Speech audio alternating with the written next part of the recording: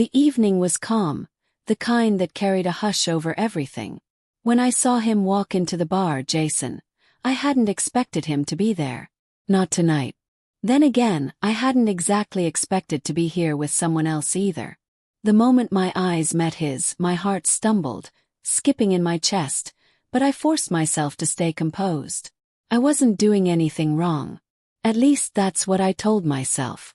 The man sitting across from me, John, was someone I had met a few weeks earlier. He was warm, attentive, and had a way of making me feel like I mattered. For the first time in what felt like forever, I didn't feel invisible. But there was a reason I had kept Jason in the dark about John's existence. Jason had been my boyfriend for 2 years, the man I loved, the man I had trusted with my future, the man I thought I'd spend forever with. But lately things had changed. Jason had grown cold, detached, and always buried in work.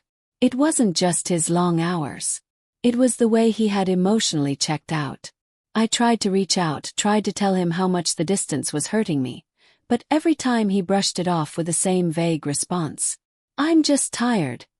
He'd say it like it was nothing, but to me it was everything. I could feel us crumbling apart piece by piece. And then there was John. He wasn't someone I loved, nor was I falling for him. He was simply present. He listened when I spoke, paid attention when I was hurting, and reminded me what it felt like to be seen. He filled the silence that Jason had left behind. But as I sat there that evening, staring into Jason's eyes from across the bar, the weight of what I had done hit me all at once. Jason didn't move at first. He just stood there in the doorway, his gaze locked on me. The expression on his face was unbearable. Anger, yes, but underneath it something far worse. Sorrow. He looked wounded in a way that pierced deeper than any raised voice could have. I felt my words catch in my throat. How could I explain this? What excuse could possibly make sense? Sensing the storm in the air, John quickly stood. His voice was quiet, cautious, almost apologetic. "I think I should go." He didn't wait for my answer. And honestly, it didn't matter. His presence was never the real problem. The problem was the way Jason's eyes never left mine, burning with the hurt I had caused. When Jason finally spoke, his voice was low, almost raw. "So, you've been seeing him behind my back." The words cut me to pieces, but then came the part that destroyed me entirely. What hurts most isn't that you're sitting with another man. It's that you couldn't trust me enough to tell me what was wrong. In that moment I saw it clearly. His anger wasn't about John. It was about betrayal of something deeper. Trust. I had turned to someone else instead of the man I had vowed to love. "You think I don't care?" Jason's voice trembled, though he fought to steady it. "I've been working myself into the ground to give you everything. I wanted to make sure you had the best life I could offer. I didn't realize in trying to give you everything, I was losing you." His confession slammed into me like a blow. All this time, I had been drowning in my own loneliness, so blinded by my needs that I hadn't stopped to see how much Jason was sacrificing. I thought he didn't care. I thought he had stopped loving me.